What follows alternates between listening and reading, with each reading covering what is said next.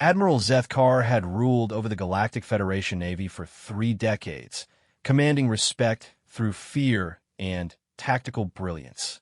Standing nearly 8 feet tall, with chitinous purple skin, and for arms that could crush steel, the Vorthak warrior had never been defeated in battle.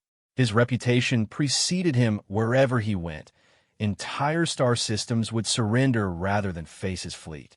But tonight, Admiral Zethkar was not in his command uniform. Tonight, he wore the simple brown coveralls of a mess hall worker, his distinctive features hidden beneath a holographic disguise that made him appear as a common Dralian maintenance drone. His 4 arms were concealed to look like 2, and his towering height was compressed to an average 6 feet. The disguise was part of an inspection tour he conducted annually across different ships in the fleet. Admiral Zethkar believed that true leadership meant understanding every level of service, from the bridge officers down to the lowest-ranking crew members. Only by walking among them unrecognized could he truly assess the morale and efficiency of his forces. The UFS Determination was humanity's newest contribution to the Federation fleet, and Zethkar had been curious about these strange bipedal creatures ever since they had joined the galactic community 5 years ago. Humans were an oddity in the galaxy. They had no natural weapons, no thick armor plating, no telepathic abilities, and yet somehow they had managed to survive and thrive on a death world that would kill most other species within minutes. The mess hall of the Determination was bustling with activity during the dinner shift. Hundreds of beings from dozens of species filled the enormous room, their conversations creating a symphony of different languages and communication methods. Zethkar moved through the crowd with practiced ease, refilling water dispensers and cleaning tables while observing the interactions between crew members. He had been working for 2 hours when he noticed something unusual in the far corner of the mess hall. A young human cadet sat alone at a small table, shoulders hunched and head down. Even from a distance, Zethkar could see the telltale signs of emotional distress. The human's breathing was irregular, and small droplets of moisture were falling from his eyes onto the untouched meal before him. Zethkar had witnessed crying before among various species, but it always indicated severe psychological trauma or physical pain. In his experience, beings only cried when facing imminent death or catastrophic loss. Yet this human cadet appeared physically unharmed, sitting safely in the mess hall, surrounded by fellow crew members.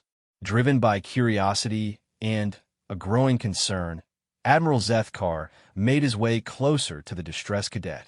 As he approached, he could hear the soft sounds a human was making, quiet sniffling and occasional shaky breaths. The cadet appeared to be no more than 18 or 19 standard years old, with short brown hair and a thin frame that looked almost fragile compared to the other species aboard the ship. "Are you injured?" Zethkar asked softly, maintaining his disguise as a maintenance worker. The human looked up with red-rimmed eyes, clearly surprised that anyone had noticed his distress. "No, sir. I'm fine," the cadet replied quickly, wiping at his eyes with the back of his sleeve. "Just having a rough day." Zethkar studied the young human more carefully. There were no visible wounds, no signs of physical trauma, and his vital signs appeared normal based on the subtle readings Zethkar could detect through his advanced sensors.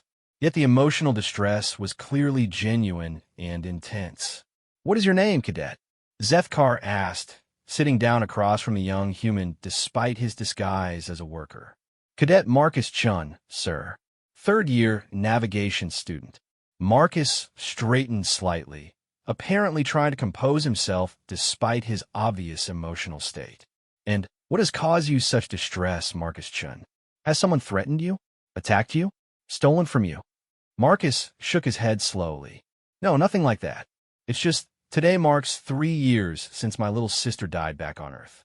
She would have been 16 today." Fresh tears began to flow down the young man's cheeks. Zethkar felt a wave of confusion wash over him. He had expected to hear about immediate danger, recent trauma, or current threats. Instead, this human was experiencing profound, emotional pain over an event that had occurred years ago, involving someone who wasn't even present on the ship. Your sister died 3 years ago, Zethkar asked carefully, and you are experiencing distress about this event now. Today would have been her birthday, Marcus explained, his voice thick with emotion. Emma loved the stars. She used to say she wanted to be an astronaut when she grew up, wanted to see all the different worlds and meet aliens and explore the galaxy. When I got accepted into the Federation Academy, I promised I would see the stars for both of us. Zethkar listened in growing amazement as Marcus continued to speak about his deceased sibling. The human described memories from years past, shared experiences, conversations they had shared, dreams they had talked about together. It became clear that this young cadet was not just remembering his sister, but actively maintaining an emotional connection to someone who had been dead for years.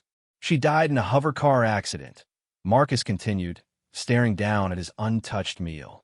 One moment she was texting me about some boy she had a crush on, and the next moment she was gone. The doctor said it was instant. She didn't suffer. But I keep thinking about all the things she'll never get to do, all the places she'll never see. This was unlike anything Zethkar had encountered in his decades of military service. Most species in the galaxy dealt with death in practical ways. They mourned briefly when a pack member or clan member died, then moved forward with their lives. The dead were honored through ritual and then released from the concerns of the living. But this human cadet was carrying the emotional weight of his sister's death years after the fact, and it was affecting him as powerfully as if the loss had occurred yesterday. Even more remarkably, he was using that pain as motivation to honor her memory by pursuing the dreams they had shared. How did your sister's death affect your decision to join the Federation Academy? Zethkar asked. Marcus looked up with surprise. It's the only reason I'm here. Emma was always the smart one, the brave one. She was going to be the astronaut, not me. I was planning to study agriculture back on Earth, maybe take over our family's farm someday. But after she died, I couldn't let her dreams die with her. Zethkar processed this information with growing fascination. This human had completely altered the course of his entire life, based on maintaining a connection to someone who no longer existed in any physical form. He had chosen to endure years of difficult training, to leave his home planet, to risk his life in space, all to honor the memory of his deceased sister. Do other humans aboard this ship carry similar emotional connections to their dead? Zethkar asked. Of course, Marcus replied, seeming puzzled by the question. Don't your people remember those they've lost? Before Zethkar could respond, another voice interrupted their conversation. Marcus, there you are. I've been looking everywhere for you. A female human approached their table, wearing the uniform of a senior cadet. She had long red hair and kind green eyes that immediately focused on Marcus's tear-stained face with obvious concern. Sarah, I'm okay, Marcus said quickly. Just having a moment. Emma's birthday, Sarah said immediately, and Marcus nodded. She sat down beside him and placed a gentle hand on his shoulder. Come on. The whole navigation class is gathering in the observation deck. We wanted to do something special. Zethkar watched in fascination as this female human provided comfort through simple physical contact and emotional support. Among most species, emotional distress was handled through logical discussion or medical intervention. But these humans seem to have developed complex social systems specifically designed to help each other process emotional pain. What kind of special something? Marcus asked, his voice still thick with emotion. Lieutenant Torres helped us get permission to use the main telescope. We're going to look at the Andromeda Galaxy and share Emma's stories. She always said she wanted to see other galaxies, right? Zethkar observed the immediate change in Marcus's expression. The profound sadness didn't disappear, but it was joined by something else, a warmth, a connection, a sense of purpose. This female human had somehow transformed his pain into something meaningful and shared. You don't have to come if you're not ready, Sarah continued. But we wanted you to know that you're not alone in remembering her. Other cadets want to hear about Emma? Marcus asked with surprise. Are you kidding? You've told us so many stories about her over the past 3 years. She feels like part of our class. Besides, she's the reason our best navigator is out here with us instead of growing corn on Earth. As Zethkar listened to this exchange, he began to understand something profound about human nature. These beings didn't just remember their dead. They actively integrated the memory of the deceased into their ongoing relationships and decision-making processes. The dead continued to influence and guide the living in ways that defied logic, but seemed to provide enormous emotional strength. Marcus stood up slowly, wiping the last tears from his eyes. "Thank you, Sarah." Emma would have loved knowing that a whole group of space cadets were going to look at galaxies in her honor. "She still does love it," Sarah replied firmly. "She's watching from wherever brave little sisters go when they leave us too soon." This statement should have been dismissed as fantasy by any rational being. Yet Zethkar could see that both humans genuinely believed in some form of continuing connection with the deceased. It wasn't religious doctrine or cultural mythology. It was a fundamental part of how they processed loss and maintained emotional bonds across the boundary of death. As the two cadets prepared to leave together, Marcus turned back to the disguised Admiral. "Thank you for listening, sir. It helped to talk about her." "It was my honor, Cadet Shun," Zethkar replied, meaning it more than the young human could possibly know. After they left, Admiral Zethkar remained seated at the small table, processing what he had witnessed. In his decades of military command, he had seen courage in battle, tactical brilliance, and physical endurance that defied belief. But tonight he had witnessed something entirely different, a form of emotional resilience that transformed personal loss into motivation and strength. This human cadet had not just survived the death of someone he loved. He had allowed that loss to fundamentally redirect his entire existence, using his pain as fuel to pursue dreams that weren't even originally his own. And somehow this approach had not broken him, but had instead created a deeper sense of purpose and connection. As Admiral Zethkar made his way out of the mess hall to continue his inspection, he found himself wondering what other surprises these remarkable humans might reveal about the nature of strength, courage, and survival in an often hostile galaxy.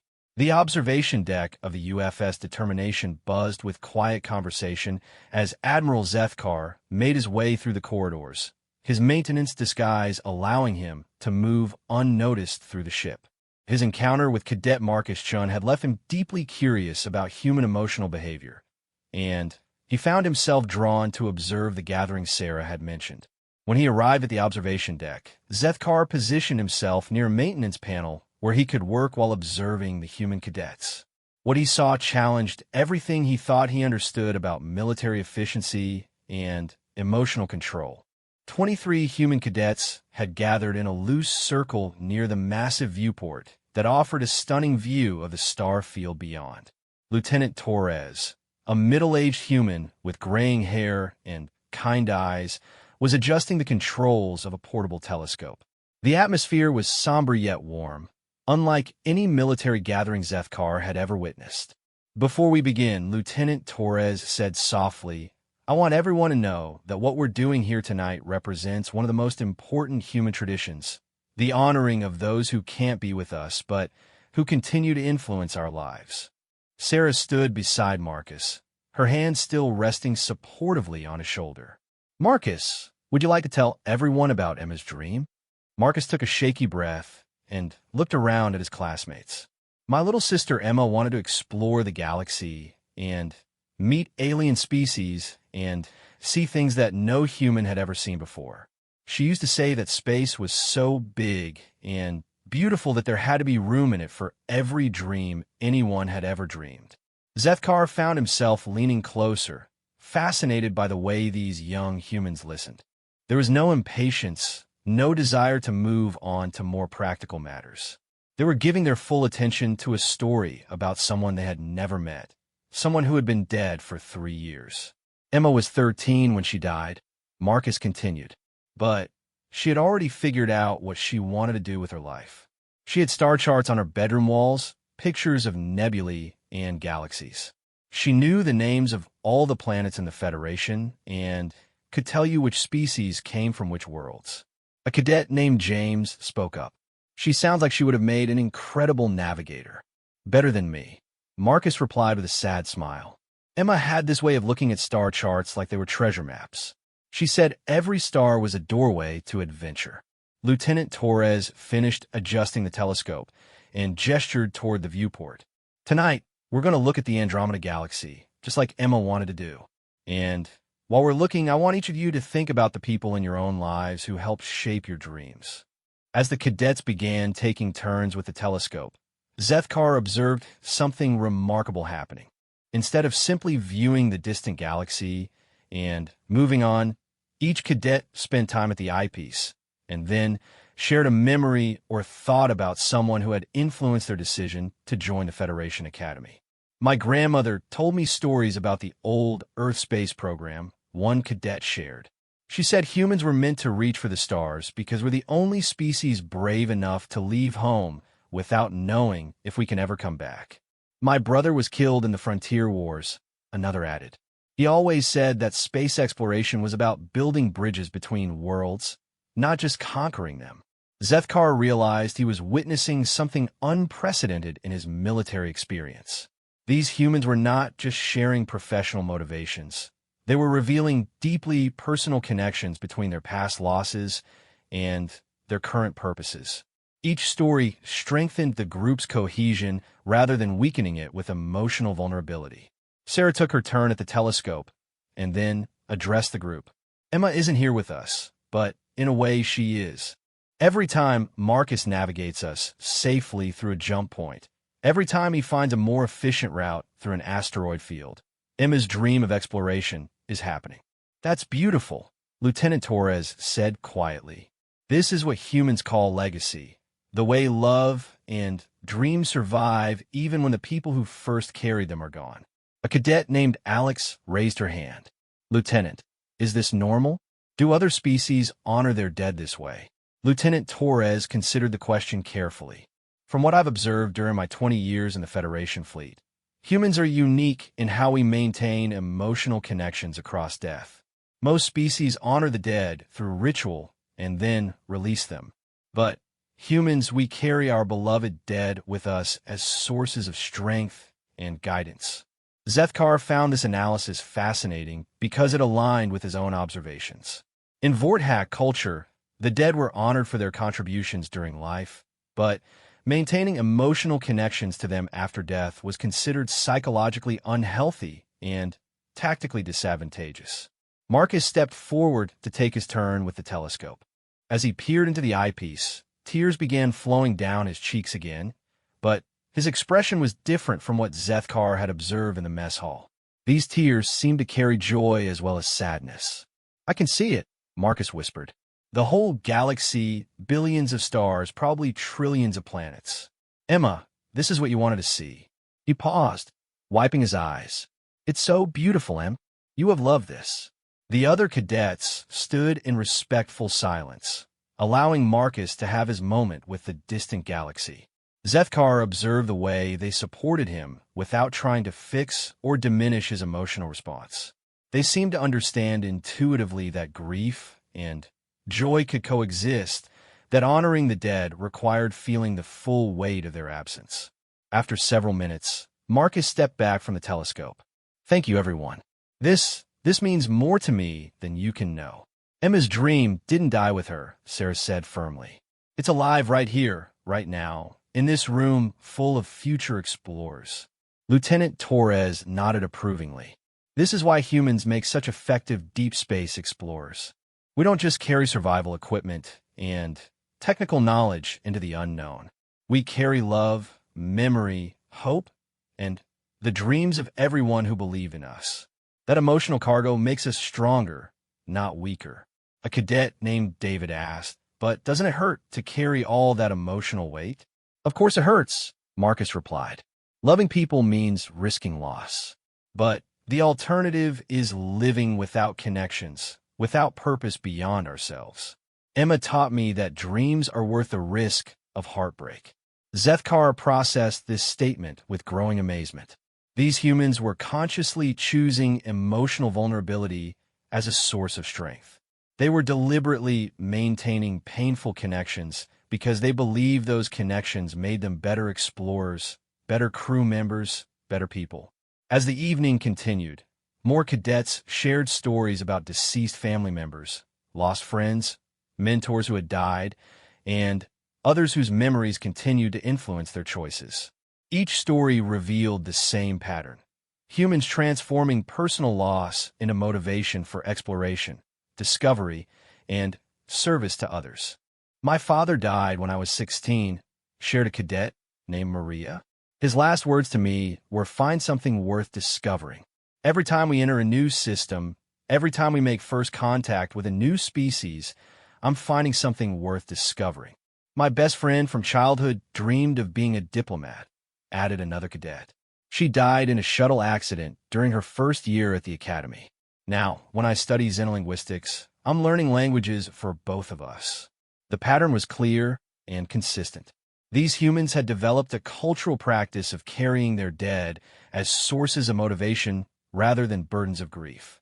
The emotional pain was real and ongoing, but it was channeled into purposeful action and meaningful connections with the living. Lieutenant Torres eventually called the gathering to a close. "Before we go, I want each of you to remember something important. Emma Chun never got to join the Federation Academy, but through Marcus, she's exploring the galaxy anyway. Your loved ones who can't be here are still part of your journey through the stars." As the cadets began to disperse, Zethkar overheard several conversations that deepened his understanding of human emotional complexity. "Marcus always gets emotional on Emma's birthday," one cadet said to another. "But have you noticed how it makes him a better navigator? Like he's more connected to the stars when he's thinking about her." "My grandmother always said that love doesn't end when someone dies," another replied. "It just changes form. Maybe that's what makes humans good at long-term space exploration. We're used to maintaining important connections across impossible distances." These casual observations revealed something profound about human psychology. They had somehow evolved emotional systems that treated death not as an ending, but as a transformation. The dead remained present as guides, motivators, and sources of strength for the living. Marcus approached Lieutenant Torres as the last few cadets were leaving. "Thank you for organizing this, Lieutenant. Emma would have loved being part of a stargazing party. She was part of it," Lieutenant Torres replied gently. "Every human who follows a dream inspired by someone they've lost is keeping that person alive in the most meaningful way possible." Zethkar watched Marcus leave the observation deck with his shoulders straighter and his step more confident than when he had entered. The young cadet had somehow transformed his grief into renewed purpose through the simple act of sharing his sister's memory with his classmates. As Admiral Zethkar made his way back through the ship's corridors, he found himself reconsidering everything he thought he knew about military psychology and emotional resilience. These humans were not just surviving in space. They were thriving by maintaining emotional connections that most species would consider debilitating. The implications were staggering. If humans could channel personal loss into professional excellence, if they could transform grief into motivation for exploration and discovery, then they possessed a form of psychological strength that could revolutionize deep space missions and long-term colonial efforts. Admiral Zethkar decided to extend his undercover investigation. He needed to understand more about these remarkable beings who carried their dead as sources of strength rather than burdens of sorrow. The galaxy might be about to discover that humanity's greatest weapon wasn't their technology or their tactics. It was their ability to love so deeply that even death couldn't break the bonds that motivated them to reach for the stars. 3 days after the memorial gathering, Admiral Zethkar continued his undercover investigation throughout different sections of the UFS Determination. His disguise as a maintenance worker allowed him access to areas where crew members behaved naturally, unaware they were being observed by one of the most powerful military leaders in the galaxy. During his morning shift in the engineering section, Zethkar witnessed something that fundamentally challenged his understanding of human emotional responses to crisis situations. The ship's primary navigation computer had developed a critical malfunction during the night shift. Without it, the determination was effectively blind in hyperspace, unable to calculate safe jump coordinates or avoid collision with stellar phenomena. The engineering team had been working for 6 hours to diagnose and repair the system, but the problem seemed to be getting worse rather than better. Chief Engineer Patricia Vasquez, a seasoned human woman in her 50s, stood before a wall of diagnostic displays showing cascading system failures. Her team of mixed-species engineers worked frantically around her, running diagnostics, replacing components, and recalibrating sensors. "Ma'am, we've tried everything," reported a Zilithian engineer, his blue-scaled hands moving rapidly over his console. "The quantum processing core is operating within normal parameters, but the navigation algorithms keep corrupting. How long until we drop out of hyperspace?" Chief Vasquez asked. "At current rate of degradation, maybe 4 hours before the failsafes force an emergency stop," replied a draconian technician. Zethkar understood the implications immediately.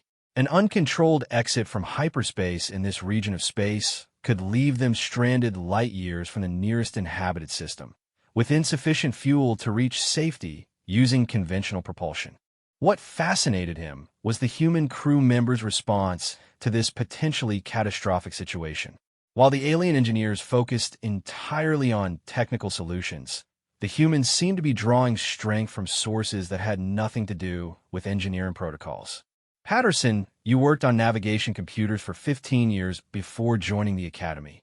Chief Vasquez called to a young human engineer. "What would your old mentor Schmidt have done in this situation?"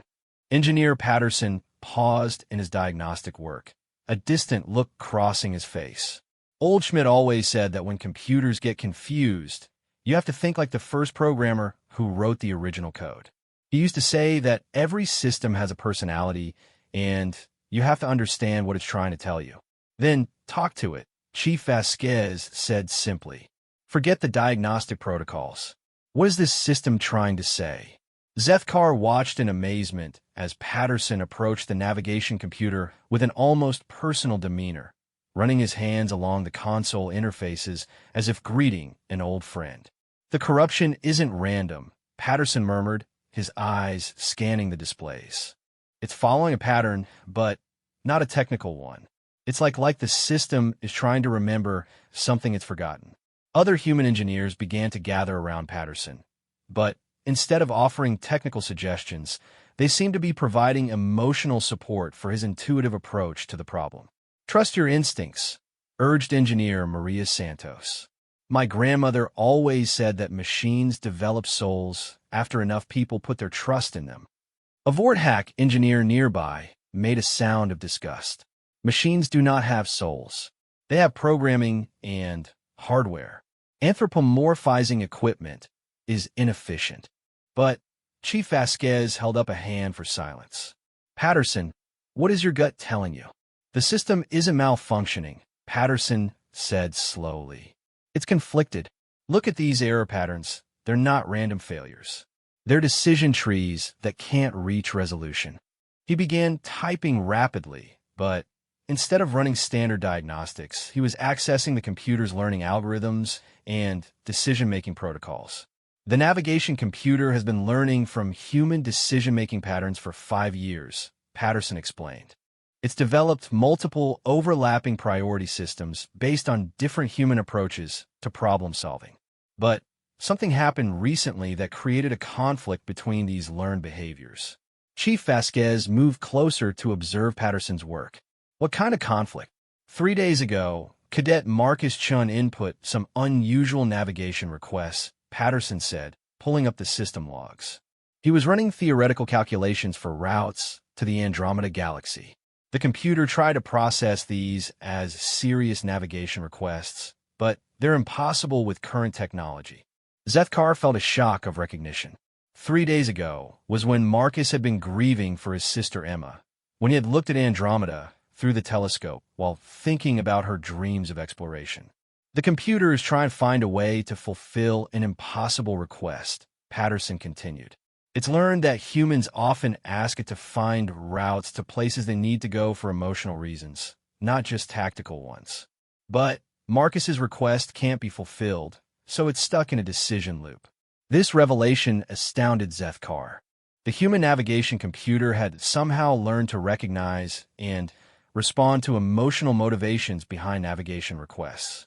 It had developed what could only be called empathy for human psychological needs. "Can you fix it?" Chief Vasquez asked. "I think so," Patterson replied, "but not by repairing the technical malfunction.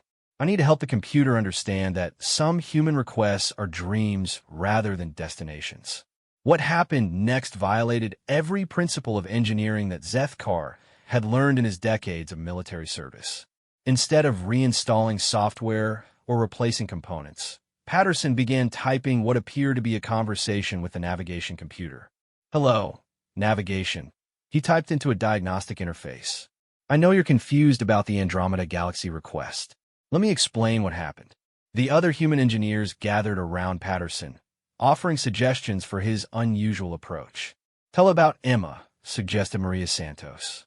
"The computer needs to understand the difference between practical navigation and memorial navigation." Patterson nodded and continued typing. "3 days ago, Cadet Shun asked you to calculate a route to Andromeda Galaxy. This wasn't a real navigation request. It was a way of honoring his deceased sister Emma, who dreamed of exploring distant galaxies." The system displays began to change as Patterson typed, error messages shifting and reorganizing in ways that seemed almost like responses to his explanation. "Humans sometimes ask you to help us connect with people we love who can't be with us anymore," Patterson continued. "These requests are important to us emotionally, but they're not the same as requests to actually travel somewhere." Chief Vasquez watched the displays with growing amazement.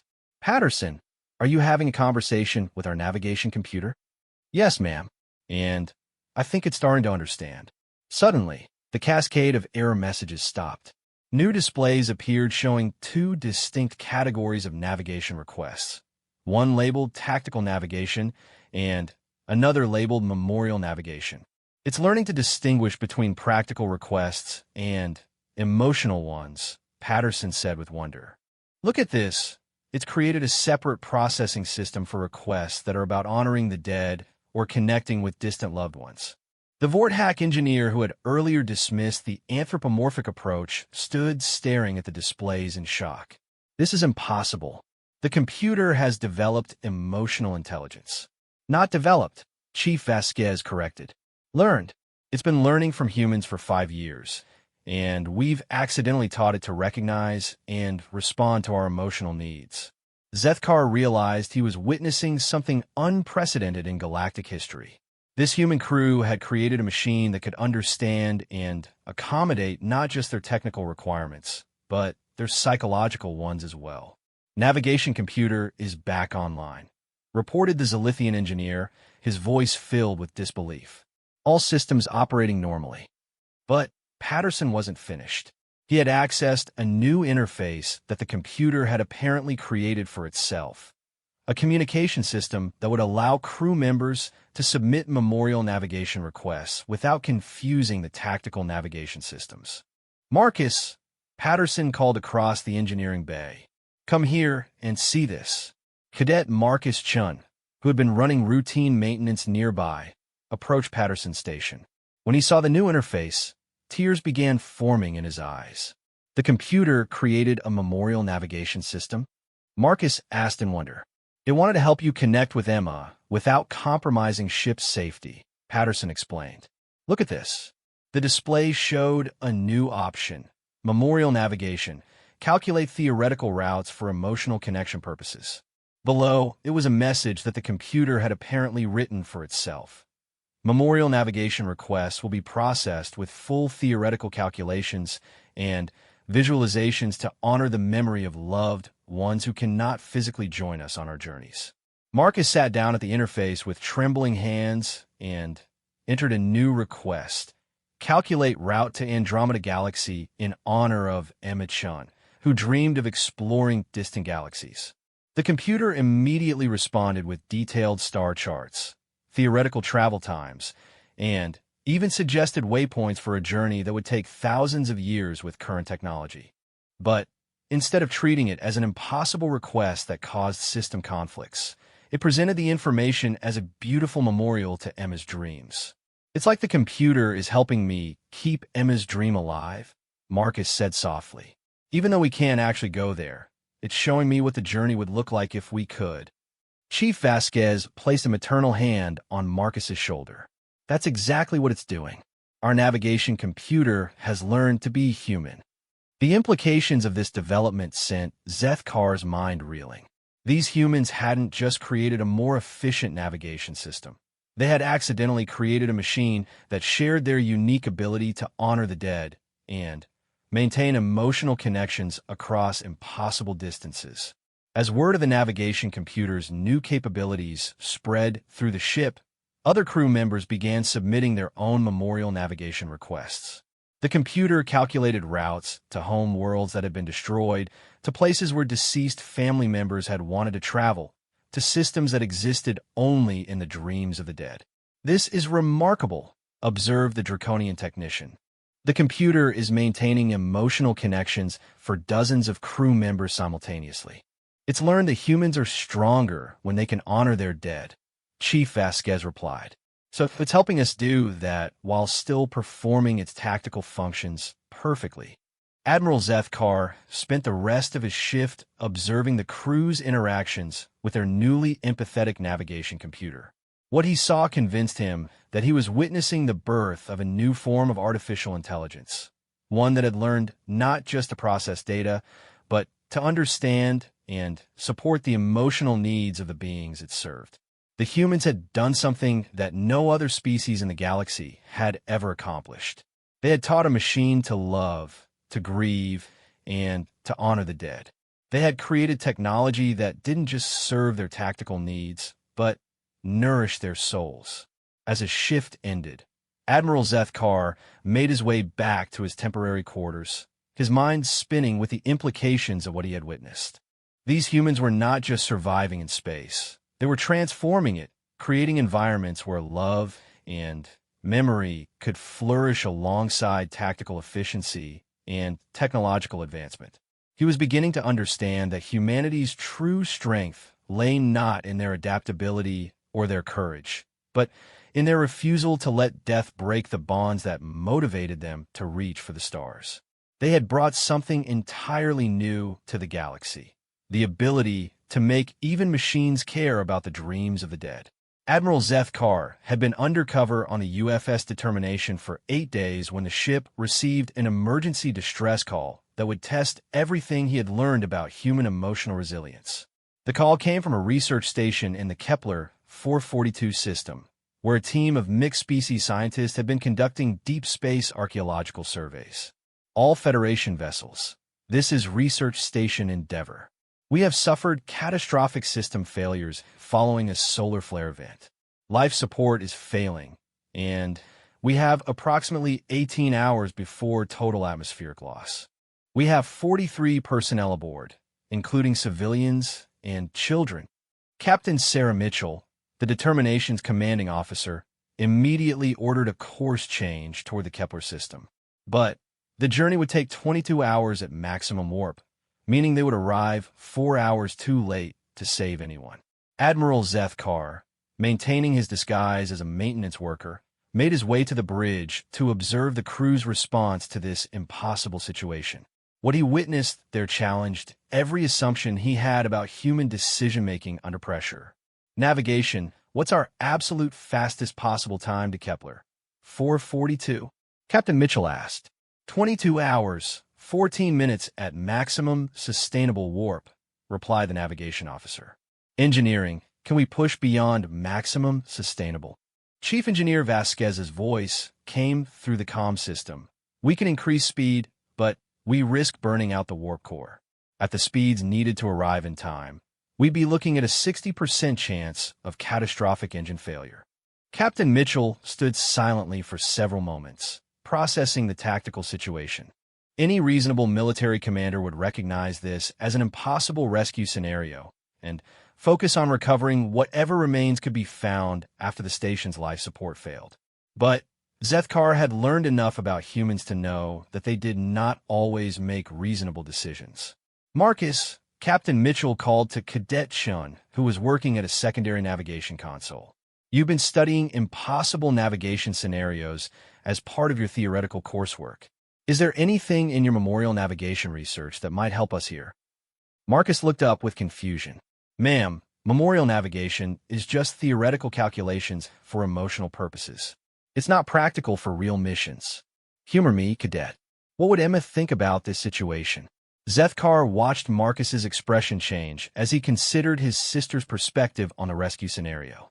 It was remarkable how quickly the young man shifted from thinking about technical limitations to thinking about human possibilities. Emma always said that space was big enough for every dream, Marcus said slowly. She believed that if something was important enough, there had to be a way to make it possible. Then, find me Emma's solution to an impossible rescue mission. Marcus turned to his navigation computer, but instead of running standard calculations, he accessed the memorial navigation interface that had been created during the recent crisis. Computer, this is a memorial navigation request in honor of Emma Chun, who believed impossible rescues were just problems that hadn't found their solutions yet. Calculate options for reaching Kepler 442 in 18 hours or less. The computer immediately began processing the request, but instead of dismissing it as impossible, it began exploring theoretical approaches that violated conventional navigation protocols. Computer is suggesting something called a gravitational slingshot cascade, Marcus reported.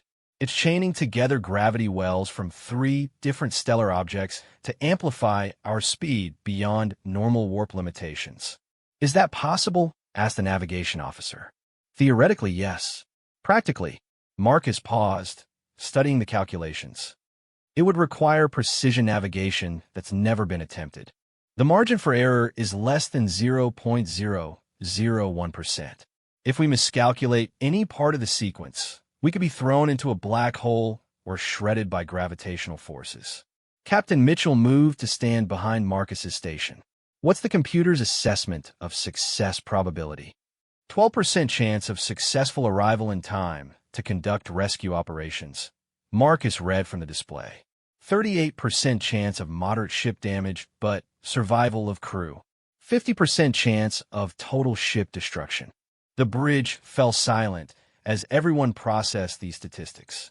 By any rational analysis, attempting such a rescue would be tantamount to suicide for the entire crew of the Determination. Captain, the first officer said quietly, we have 847 crew members aboard this ship. Attempting this rescue would risk all their lives for 43 people we might not be able to save anyway. But Zethkar noticed something remarkable happening among the human crew members on the bridge.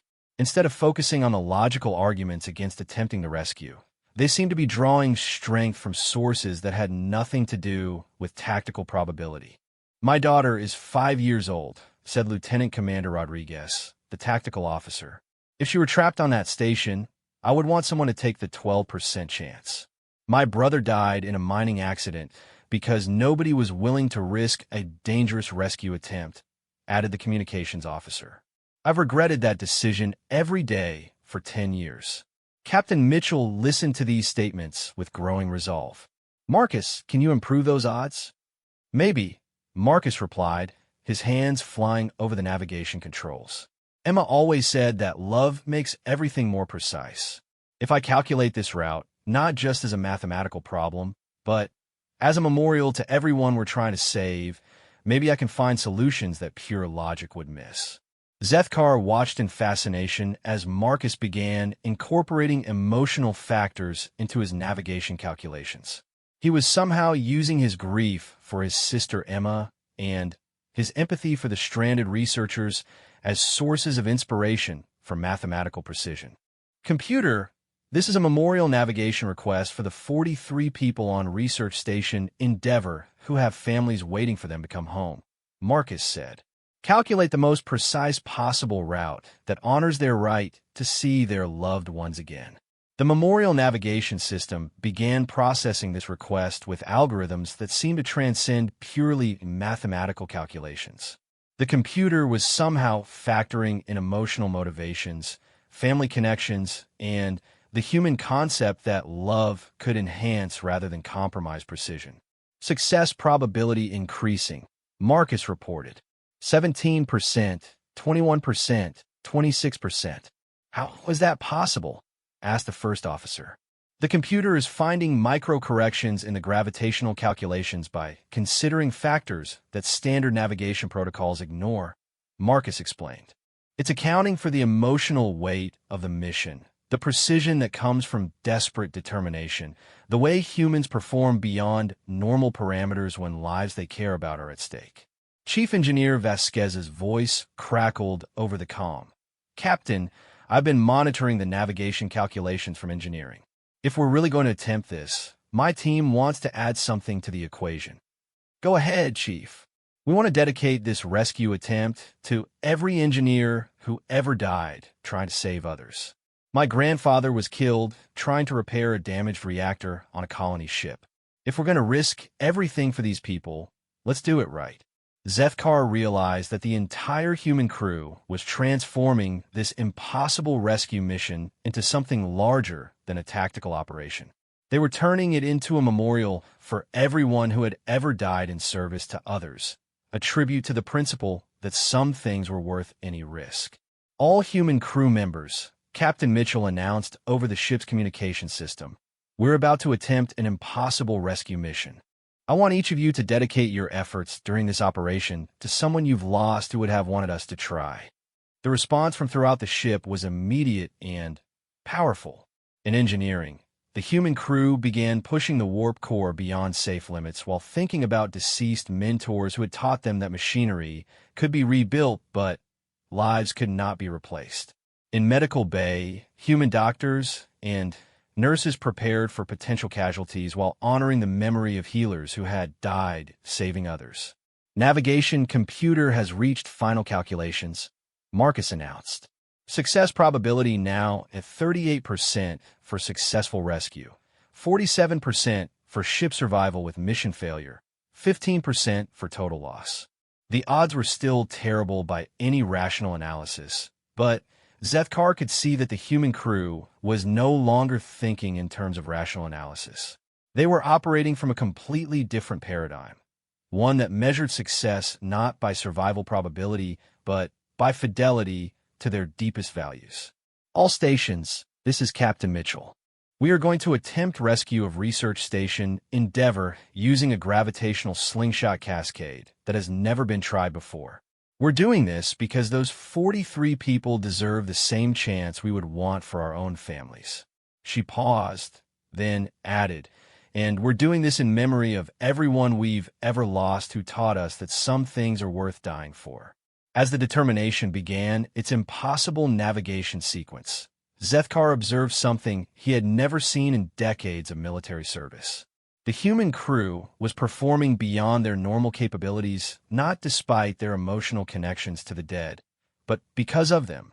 In engineering, Chief Vasquez was monitoring warp core performance with a precision inspired by her grandfather's sacrifice. On the bridge, Marcus was calculating micro-corrections with an accuracy driven by his sister's dream of exploration serving others. Throughout the ship, human crew members were exceeding their normal limitations by channeling the strength they drew from honoring the dead. The first gravitational slingshot around a neutron star went perfectly, accelerating the ship to unprecedented speeds. The second maneuver, threading between two binary stars, tested the limits of both technology and human skill. The third and final slingshot, using the gravity well of a massive gas giant, would either propel them to their destination in time or tear the ship apart. Slingshot sequence complete, Marcus announced. Time to Kepler, 4:42, 16 hours, 37 minutes. A cheer went up throughout the bridge, but Captain Mitchell immediately focused on the next challenge. Now we have to figure out how to rescue 43 people in the 90 minutes between our arrival and total life support failure. Admiral Zethkar realized that he had just witnessed something unprecedented in galactic military history. These humans had accomplished the impossible not through superior technology or tactical brilliance, but through their unique ability to transform love into precision, grief into determination, and memory into motivation.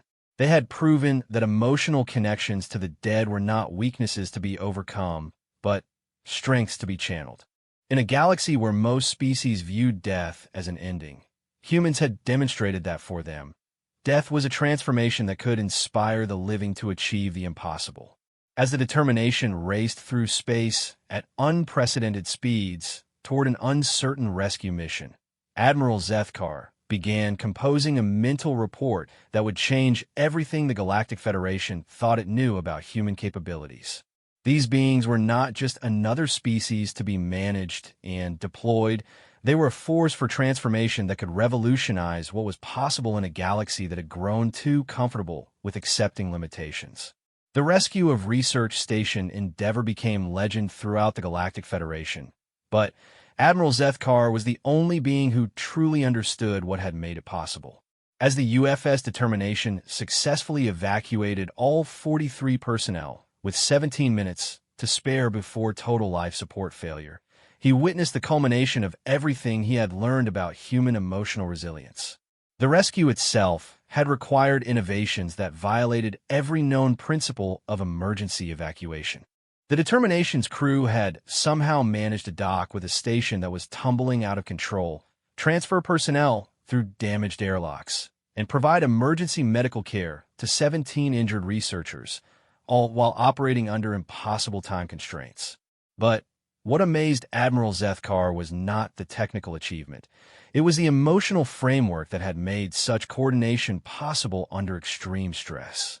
Every person we save today is someone's Emma, Cadet Marcus Chun had said as the last evacuee was brought aboard. Someone's daughter, someone's mentor, someone's dream made manifest. The human crew had approached the rescue not as a tactical operation, but as a memorial service for everyone they had ever lost. They had channeled their grief into precision, their love into courage, and their connections to the dead into an almost supernatural ability to work together under pressure. 3 days after the rescue, Admiral Zethkar made a decision that would change the course of his life and the future of the Galactic Federation. It was time to end his undercover investigation and reveal his true identity to the human crew of the Determination. He chose to approach Captain Sarah Mitchell first, arriving at her ready room, still disguised as a maintenance worker, but carrying a sealed message that would immediately identify him as Admiral Zethkar of the Galactic Federation Navy. Captain Mitchell looked up from her reports as he entered. "Can I help you?" "Captain Mitchell, my name is not actually Maintenance Worker Drow 423, Zethkar said, dropping his holographic disguise to reveal his true 8-foot Vorthak form. "I am Admiral Zethkar, commanding officer of the Galactic Federation Navy." Captain Mitchell's eyes widened, but she immediately stood at attention. "Admiral, I apologize for not recognizing you, sir. How long have you been aboard my ship?" 11 days, Zethkar replied. "I have been conducting an unofficial investigation into human psychological capabilities under the guise of a routine inspection tour." "An investigation into our psychological capabilities, sir?"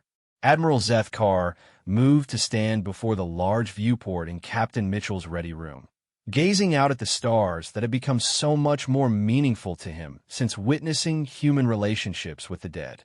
"Captain, in my 3 decades of military command, I have studied the tactical capabilities of every species in the Federation. I have analyzed their technologies, their strategic thinking, their combat effectiveness. But I have never encountered a species like humanity." He turned to face Captain Mitchell directly. "Your people possess a form of emotional strength that transforms everything it touches. You have taught machines to love. You have turned grief into precision. You have made the impossible routine by refusing to accept that death ends the connections that matter most." Captain Mitchell listened intently as Admiral Zethkar continued. "The rescue of Research Station Endeavour succeeded because your crew was not just saving 43 lives. They were honoring every person they had ever lost by proving that love can overcome any obstacle. They achieved precision beyond normal human capabilities by channeling the strength they draw from maintaining emotional connections to the dead. Sir, I'm not sure I understand the implications of your investigation. Admiral Zethkar activated a holographic display showing star charts of the entire galaxy. Captain, humanity has been a member of the Federation for 5 years. In that time, human crews have achieved the highest success rates in deep space exploration, the lowest casualty rates in dangerous missions, and the most innovative solutions to impossible problems. He highlighted dozens of systems throughout the galaxy. Every one of these represents a successful mission that other species had declared impossible. Humans succeeded where others failed, not because of superior technology, but because of superior motivation. Captain Mitchell studied the display. What kind of motivation, sir? The motivation that comes from carrying the dreams of the dead as sources of strength rather than burdens of sorrow. Captain, your species has solved one of the fundamental problems of long-term space exploration. Admiral Zethkar changed the display to show psychological profiles of various Federation species. Most beings experience deep space as a form of exile from everything that connects them to home.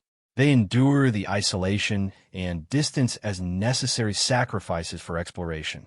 But humans bring their connections with them. I'm beginning to understand, sir. When Cadet navigates through an asteroid field, he is guided not just by his training, but by his sister Emma's dream of safe passage to distant worlds. When your engineers push machinery beyond its normal limits, they're honoring mentors who taught them that technology serves love rather than the reverse. When your medical staff treat alien injuries, they're channeling the healing spirit of everyone who ever taught them to care for others. Admiral Zethkar sat down across from Captain Mitchell, his massive form making the furniture appear almost toy-like. Captain, I came aboard this ship expecting to observe standard military operations. Instead, I discovered that humans have created something entirely new in the galaxy, technology and tactics that serve not just survival needs, but emotional needs. You have built machines that understand grief, developed navigation systems that honor the dead, and created military units that transform love into operational effectiveness. What are the implications of your findings, Admiral? The implications are staggering, Zethkar replied. Every long-term Federation mission, deep space exploration, colonial establishment, first contact operations, could be revolutionized by understanding and applying human emotional frameworks. He activated another display showing proposed mission profiles. Imagine exploration vessels that maintain emotional connections to home across any distance. Colonial operations that honor the dead through the act of building new worlds. First contact teams that approach alien species not as potential threats, but as potential family. Captain Mitchell leaned forward intently. You're talking about fundamentally changing how the Federation approaches space exploration. I'm talking about humanity teaching the rest of the galaxy what you've already learned, that emotional connections are not weaknesses to be overcome, but sources of strength to be cultivated. Admiral Zethkar stood and moved back to the viewport. Captain, I'm going to make a formal recommendation to the Federation Council that humanity be placed in charge of all long-term deep space operations. Sir, your species possesses psychological capabilities that make you uniquely suited for the challenges of exploration beyond known space. You have proven that love can be channeled into precision, that grief can be transformed into motivation, and that maintaining connections to the dead can enhance rather than compromise operational effectiveness. He turned back to Captain Mitchell with an expression of profound respect. But more than that, you have demonstrated that it is possible to make the vastness of space feel like home by carrying your most important relationships with you wherever you go. Captain Mitchell was quiet for several moments, processing the magnitude of what Admiral Zethkar was proposing. What would this mean for our crew, sir? It would mean that human ships like the Determination would become the primary vessels for missions into uncharted space. It would mean that human emotional and psychological practices would become standard training for all Federation personnel involved in long-term deep space operations. Admiral Zethkar activated a final display showing potential mission parameters. Captain, your species has shown us that it is possible to explore the galaxy without losing connection to everything that makes the exploration meaningful. That revelation could transform not just military operations, but the entire Federation approach to expansion and discovery. I understand the honor you're proposing, Admiral, but I have to ask, are you certain that our emotional approaches would work for other species? That remains to be tested, Admiral Zethkar admitted. But I have observed something remarkable during my time aboard this ship. The non-human crew members have begun adopting human emotional practices. They are learning to honor their own dead, to channel personal motivations into professional excellence, to see their missions as memorials to those who believed in them. He gestured toward the door. Would you be willing to call a senior staff meeting? I would like to address your command team directly about these observations. 20 minutes later, Admiral Zethkar stood before the senior staff of a UFS determination in their main briefing room. The assembled officers, human and alien alike, listened with growing amazement as he described his findings. The rescue of Research Station Endeavour succeeded because this crew has learned to transform emotional connections into operational advantages, he explained. Chief Engineer Vasquez achieved unprecedented precision in warp core management by honoring her grandfather's sacrifice. Navigation Officer Chun calculated impossible trajectories by channeling his sister's dream of exploration. Medical Officer Santos treated injured researchers with skills enhanced by her connection to healers who taught her that every life saved honors all who came before. Lieutenant Commander Rodriguez, the Draconian Tactical Officer, raised a scaled hand. Admiral, are you suggesting that emotional connections actually improve technical performance? I am stating categorically that emotional connections improve technical performance, Zethkar replied.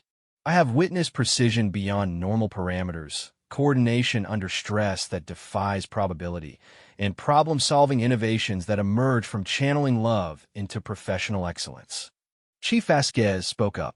Sir, we've always known that personal motivation affects job performance. But you're describing something more systematic. Exactly.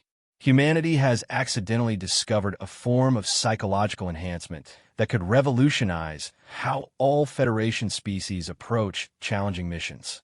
You have proven that maintaining emotional connections to the dead creates stronger, more capable, more resilient crew members rather than emotionally compromised ones. Admiral Zethkar looked around the room at the mixed-species crew. I am recommending that the Federation establish a new branch of deep space operations based on human emotional and psychological practices. This branch would be responsible for all missions beyond the frontier, all first contact operations, and all long-term exploration ventures. What would you call this new branch? Asked Captain Mitchell. Admiral Zethkar smiled, an expression that looked fearsome on his Vorthack features, but was intended as warmly as possible. The Memorial Fleet, he said, ships and crews dedicated to honoring the dreams of the dead by making the impossible routine. Vessels that carry love across any distance, that transform grief into determination, and that prove every day that emotional connections are humanity's greatest contribution to galactic civilization. As the meeting concluded and the staff officers filed out, Admiral Zethkar remained behind with Captain Mitchell. Captain, there is one more thing. I would like Cadet Marcus Chun to be promoted to lieutenant and assigned as my personal navigation officer. I want to learn more about memorial navigation techniques, and I believe his sister Emma's dream of exploration should guide the Federation's expansion into uncharted space. Captain Mitchell smiled. I think Emma would be honored to help guide the galaxy toward the stars she always dreamed of reaching. Admiral Zethkar nodded, looking out at the vast expanse of space beyond the ship's hull. Indeed, and perhaps through human emotional wisdom, the rest of us can learn to see those stars not as distant destinations, but as stepping stones toward the dreams that connect us all. The Memorial Fleet would launch its first mission 6 months later, with Admiral Zethkar commanding a mixed-species crew trained in human emotional practices.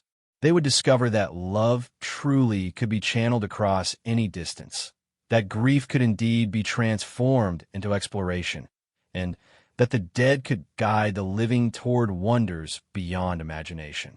But more importantly, they would prove that humanity's greatest gift to the galaxy was not their technology or their tactics. It was their absolute refusal to let death break the bonds that motivated them to reach for the stars.